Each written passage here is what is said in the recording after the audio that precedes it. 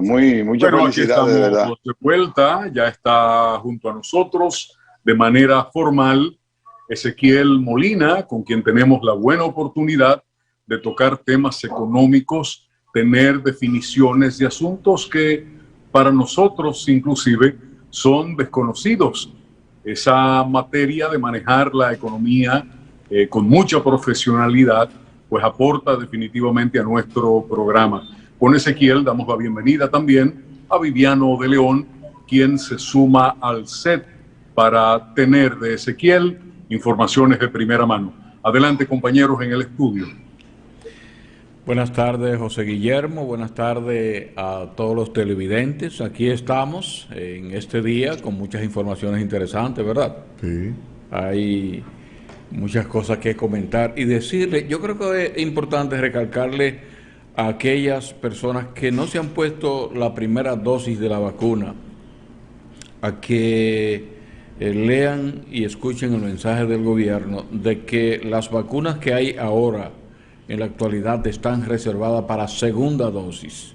Solo. Entonces, sí, entonces usted se evitaría ir a un centro de estos que estén vacunando y tener que devolverse sin hacerlo. Quien no lo haya, quien no tenga en este momento su primera dosis, debe esperar el alerta, la información del gobierno.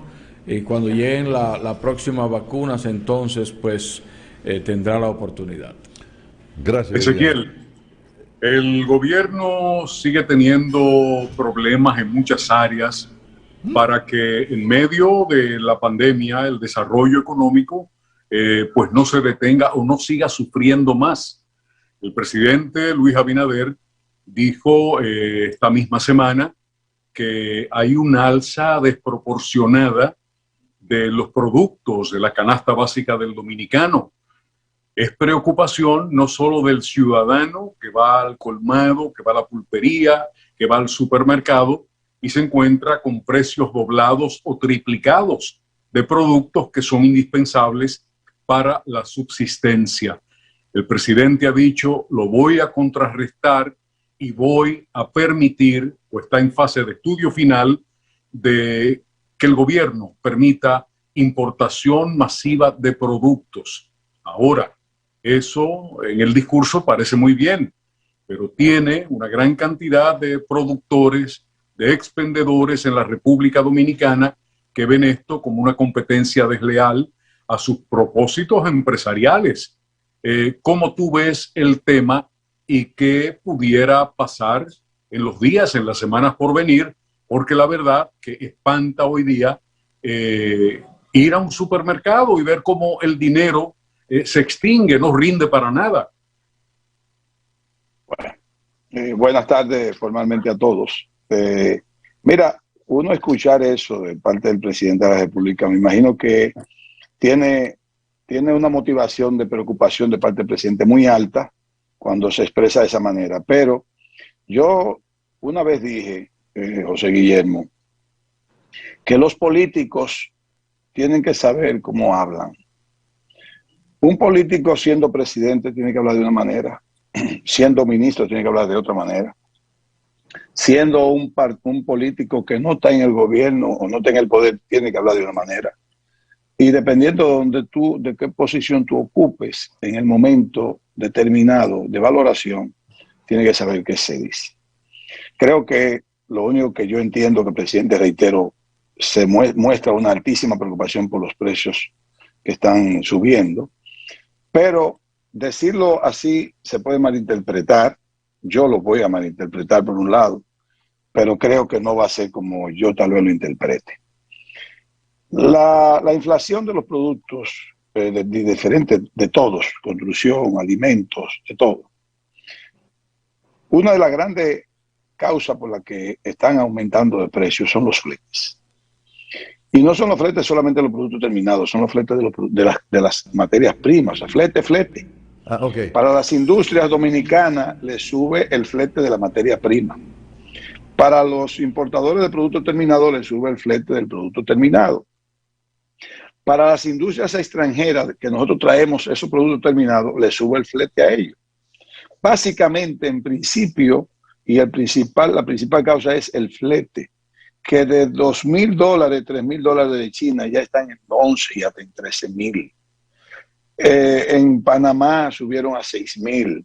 Cuando tú mandas de aquí a Estados Unidos, antes se pagaban 800, 900, 1,200 y ahora se están pagando 3,100. O sea, estamos hablando de más de un 300% o 200% de aumento de precio en flete.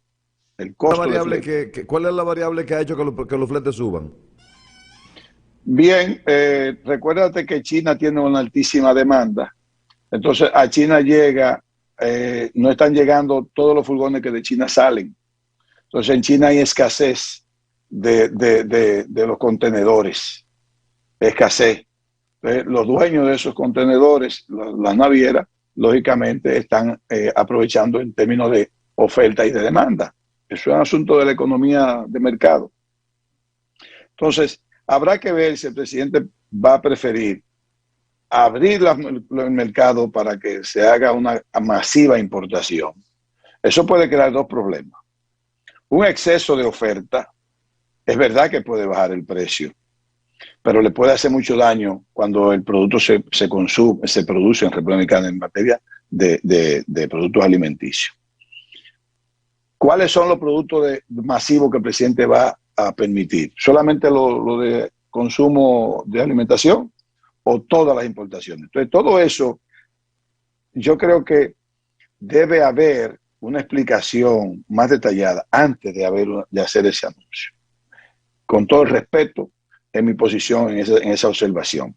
Otras cosas que puede perfectamente inferir, incidentar o motivar a grandes aumentos de precios es que, por ejemplo, en el de la construcción, fue que hubo problemas de flete y problemas de demanda porque como Estados Unidos liberó tanto dinero, los dominicanos aumentaron sus remesas a República Dominicana y aumentan sus remesas con dos motivos. Para ayudar a complementar la escasez de presupuesto para alimentarse y los gastos cotidianos, pero también para comprar tierras o comprar apartamentos, su casita, o hacer su casita en donde ellos siempre quisieran volver para morir en su tierra. Y eso aumentó los precios de la construcción. Pero eso nada más no aumentó aquí, aumentó en Estados Unidos también. Entonces yo lo que digo es, por ejemplo, va a haber un gran problema ahora con la construcción. Va a haber un gran problema de indefinición, de que todos aquellos que están comprando apartamentos caros o casas caras, se pueden ver en un proceso de 6 meses con que van a bajar los precios por un exceso, por un problema de demanda, van a bajar de oferta y demanda. Y los constructores se van a quedar con sus apartamentos. Y ya lo vendieron perfecto. Pero ¿qué sucede? A los precios que se sigan aumentando, la gente no va a poder seguir pagando.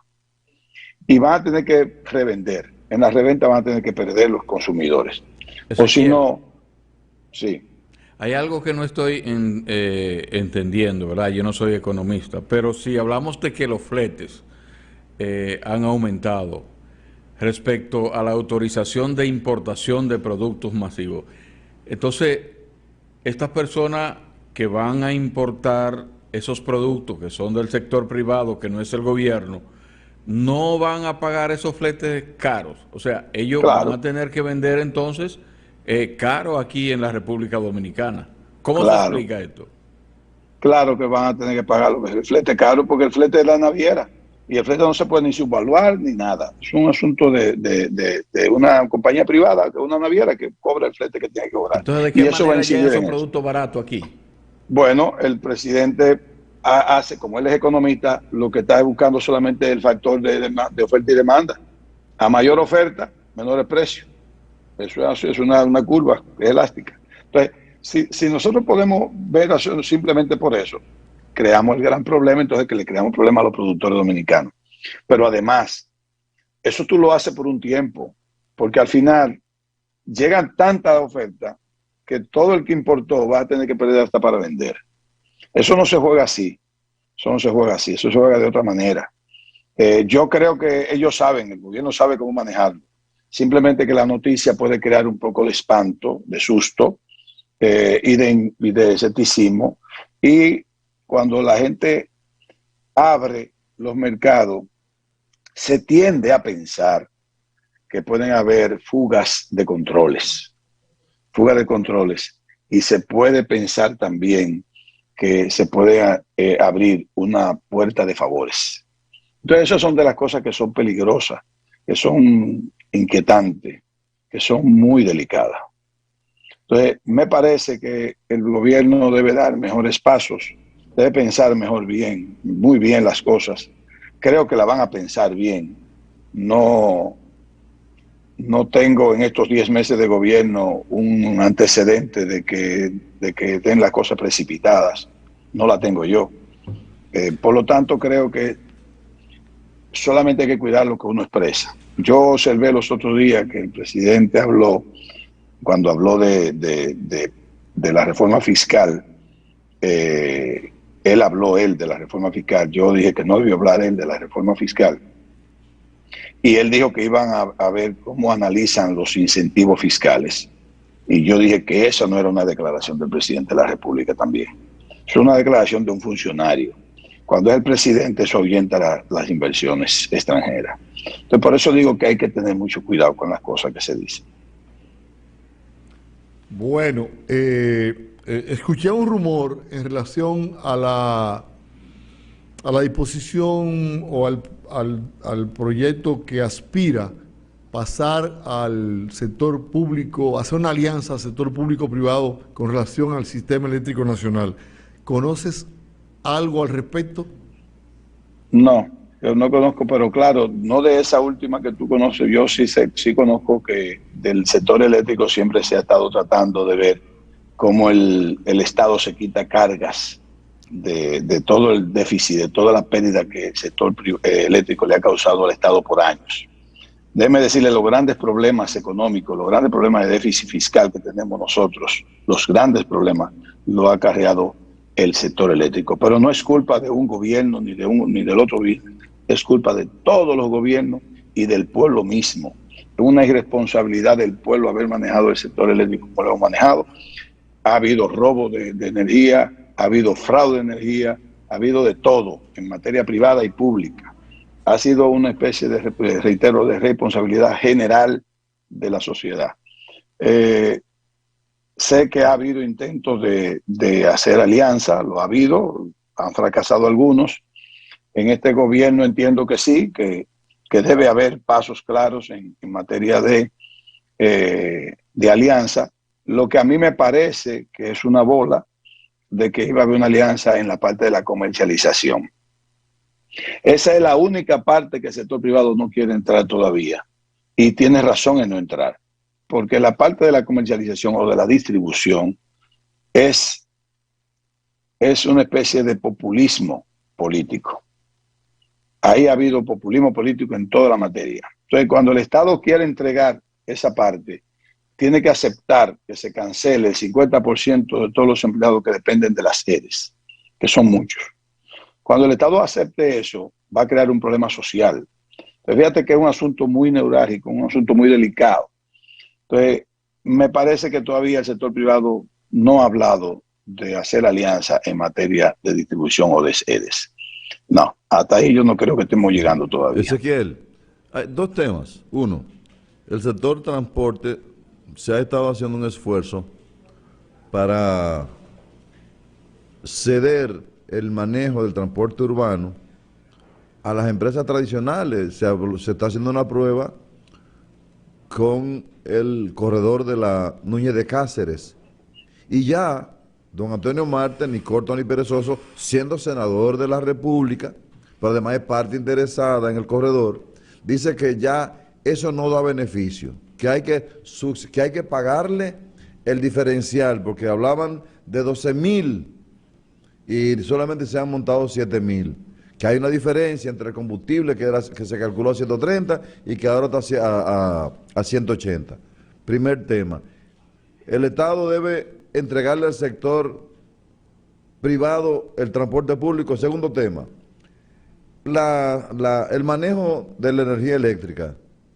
en ambos casos para mí son temas del Estado, porque son temas de seguridad nacional en ambos casos. Pero se habla de un fideicomiso donde participa el sector público y el sector privado. El problema es que Antonio Marte no debe estar metido ahí porque él es senador de la Bueno, República. porque no lo puede estar saquen de ahí y fiscalizando. dejen eso a la ONSA. Es que él es el que tiene que ser el responsable y salirse de ahí. Y porque que él dejen es eso a la todo. ONSA. La ONSA Bueno, que... pero también él es empresario. No. O la cosa o la ponemos o la quitamos. Pero el entrevistado es el economista. Adelante. Mira, yo siempre he dicho que la política para los políticos y las empresas para los empresarios. A mí nunca me gustó los empresarios metidos a política. Ha habido de eso siempre en el mundo entero, pero a mí no me gusta la teoría del empresario metido a política. Yo no estoy de acuerdo en que esos sindicalistas sean llamados empresarios del transporte eléctrico o como se le quiera llamar, tengan tanto poder en materia de transporte. El transporte debe ser regulado, el transporte colectivo debe ser regulado por el Estado en toda su faceta, controlado por el Estado. Yo no estoy hablando de que sea dueño y propietario del transporte, pero sí controlado. A mí no me disgusta que el transporte público y colectivo, sea una empresa privada, no me disgusta. Pero en el mundo entero siempre el transporte colectivo es subsidiado por el Estado en cuestión. Lo que pasa es que aquí no hay reglas claras. Los sindicalistas del transporte siempre han sido usados por los políticos. Todos los políticos, cuando le ha convenido, coyunturalmente hablando, han usado a los sindicalistas del transporte para su beneficio o para alcanzar sus objetivos políticos. Y así ha sido. Entonces, cuando ya llegan al poder esos políticos que usaron a esos sindicalistas, lamentablemente tienen que pagar los favores. Los favores que le salen caro al país. No le salen caro a nadie más que no sea al país, al pueblo. Porque no hay una política clara. Si hubiese una política clara, definida, en materia de transporte colectivo y de cualquier otro tipo de transporte, aquí puede venir cualquier presidente a buscar el favor de cualquier sindicalista, pero no se puede romper la ley. Por eso es que el gran problema nuestro es un asunto institucional, un asunto de ley. Entonces, a mí me encanta la idea de que el transporte colectivo esté en mano privada, sabiendo que el Estado tiene que tener un subsidio sobre eso. Lo que no me gusta es que no son transparentes, pero no es este gobierno nada más. No van a ser transparentes, no han sido transparentes ninguno de los anteriores de los últimos 60 años. Entonces, esos son de los problemas que tenemos nosotros. Que él sea el empresario del transporte, lo que no me gusta del empresario y del senador es que por más que se quiera, hay que irse al regidor de Higüey o de La Romana. Su opinión sobre el fondo que ha anunciado el gobierno que va a crear para enfrentar el asunto de las alzas de los combustibles en el país. ¿Cuál es su opinión y cómo funcionaría esto? Hazme la pregunta más detallada, Viviano, por favor. El gobierno ha anunciado que va a crear un fondo para enfrentar las alzas de los precios de los combustibles.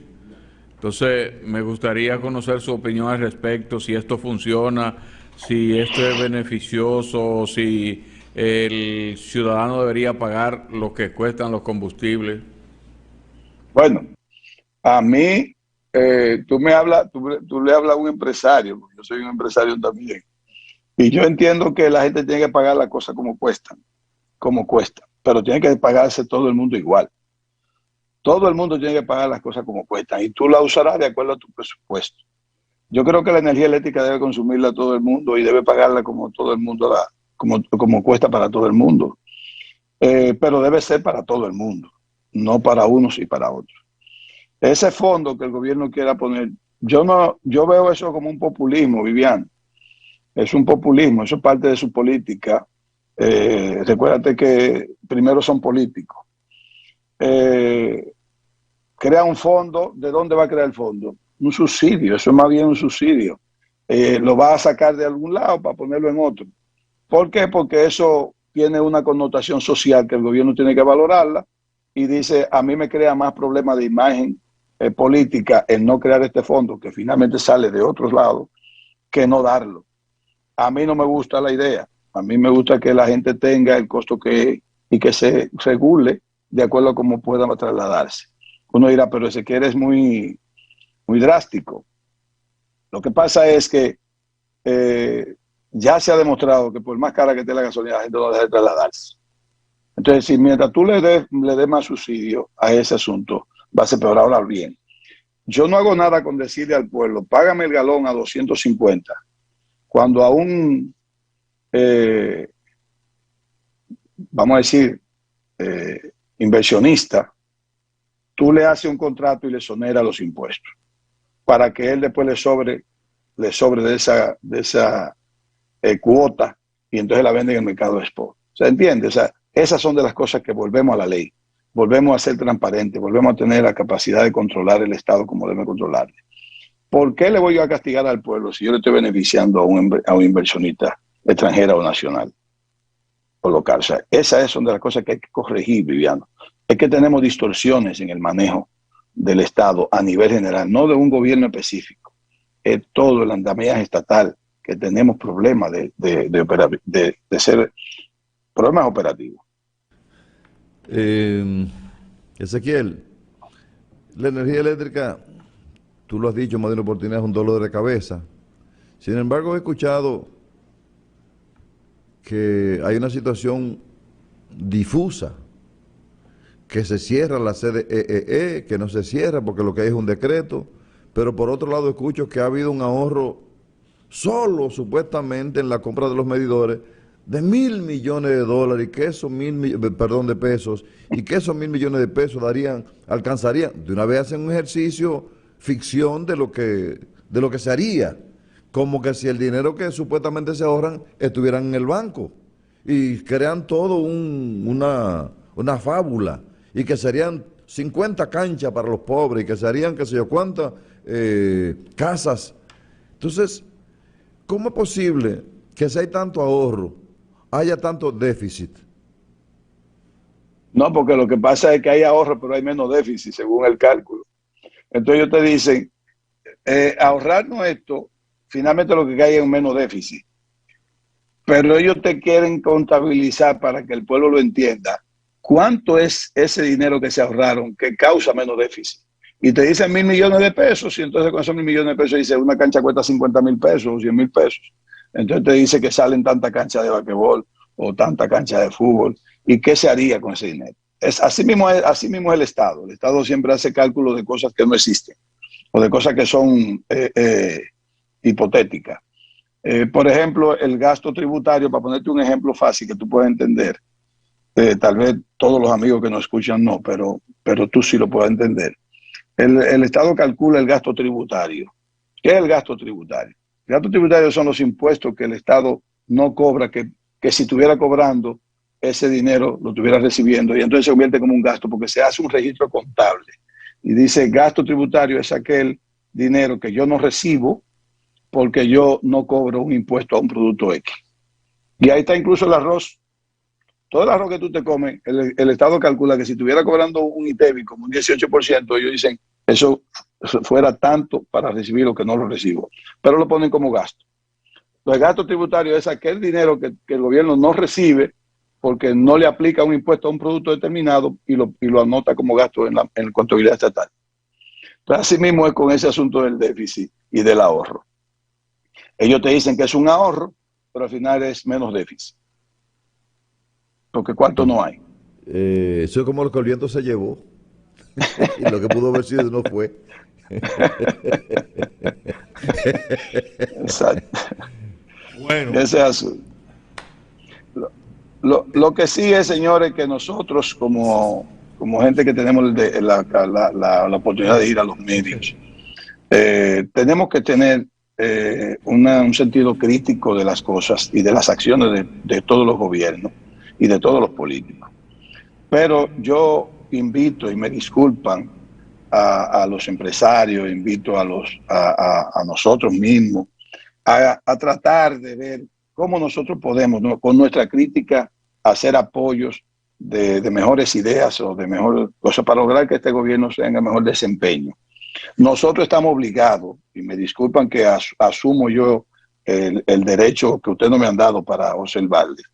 José Guillermo, Edel, Viviano, Cuba y yo, estamos obligados a buscar la manera de orientarlo, de criticar el gobierno de manera constructiva, para a fin de que este gobierno, los próximos gobiernos, tengan un buen desempeño. Nosotros tenemos que preservar el sistema de partido político. Cuando un país, el sistema de partido político fracasa, caemos a ser gobernado por cualquier carajo. Me disculpan el término. Por cualquier carajo. Y yo no he visto todavía un país que finalmente cae a ser gobernado por cualquier carajo que no se haya trazado más de 20 años en todos sus logros. En todos. Los ejemplos están ahí por muchos. Por muchos. Hay que tener cuidado con eso porque no nos conviene a ninguno. Yo sé que no fue para esto que me llamaron, yo sé que no fue para esto que me invitaron, pero me permito hacerlo.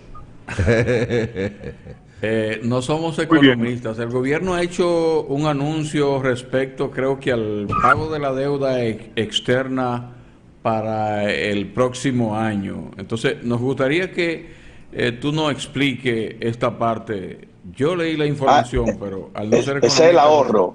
Sí. Ese fue el ahorro que dijo Hacienda que nos vamos a ahorrar en el servicio de la deuda 74,000 millones de pesos en los próximos 5 años. Ajá. Eso es por ahí que anda, ¿verdad? Sí, por ahí. ¿Cómo se explica eso? Sí, mira, ese es un cálculo muy bueno. Tú ves, ese otro ejemplo. El Estado ahí proyectó simplemente la tasa del dólar.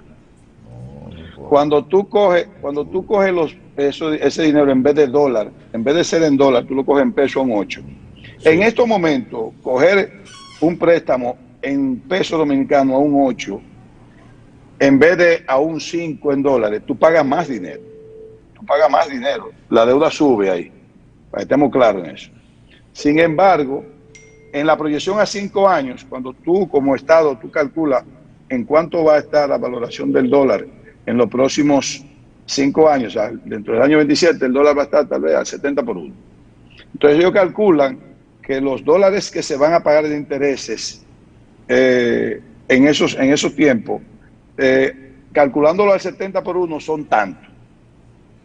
Pero como va a ser en pesos que están amarrados ya a una tasa fija, entonces van a ser menos en estos momentos que más adelante, porque la tasa del dólar va a estar tan alta como, ha subido tanto como para que el dinero que vamos a pagar ahora en pesos a un 8 va a ser menor que lo que pagaríamos si lo cogiéramos en dólares. No sé si yo me pude explicar bien, porque yo lo puedo repetir eso. Esto de una manera positiva. Lo voy a hacer con números. Sí. Pero es una proyección. Okay. Eso es una proyección. Si tú me dices a mí que qué yo haría, yo siempre me podría decir que a largo plazo yo me endeudo en pesos, lógicamente, porque yo no voy a controlar la tasa del dólar necesariamente. Los pesos yo los puedo controlar más. Si los tengo fijos, si tengo una tasa fija a 30 años en pesos, yo me arriesgo y voy a pesos. O sea, yo no lo vi mal, yo lo veo bien eso, lo que están haciendo, pero la proyección de los 75,000 viene basado en lo que es el cálculo de proyectado de la tasa del dólar. Voy a volver a decir, y lo voy a hacer con un número fácil. Si yo pago $100 de intereses ahora, a un 5, yo estoy pagando solamente 5,700 pesos de interés. Pero si lo cojo a un 8, entonces me va a subir en estos momentos, en vez de 5,000 y pico, me van a subir a 8,000. Y dice, pero entonces no te conviene cogerlo a 8,000 ahora. Sí, pero espérate, es que yo lo voy a coger a 10 años, a un 8. Yo no sé a cómo va a estar la tasa del dólar dentro de 10 años. Va a ser a un 5 también, en dólar un 5, en peso un 8. Pero como esto es en dólares, en 10 años la tasa del dólar puede ser que en vez de 57, esté a 70 o a 80. Entonces es mejor que te arriesgues a eso. Entonces ellos hacen un cálculo de más o menos cómo van a estar las tasas, porque eso es una econometría y un cálculo financiero. Entonces hacen el cálculo y dicen, nos vamos a ahorrar 75,000 millones de pesos. Pero tampoco Cuba no han entrado dinero ni se han ahorrado nada todavía. Eso es lo que tú estás proyectando. O sea, fíjate que estamos en lo mismo.